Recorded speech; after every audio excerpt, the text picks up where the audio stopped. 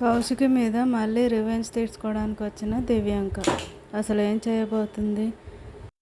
కౌశికి దగ్గరికి ఒక పెద్ద బిజినెస్ మ్యాన్ తన కొడుకు ఒక కేసులో ఇరుక్కున్నాడని, అదంతా ఫాల్స్ అని చెప్పుకుంటూ వస్తూ ఉంటాడు.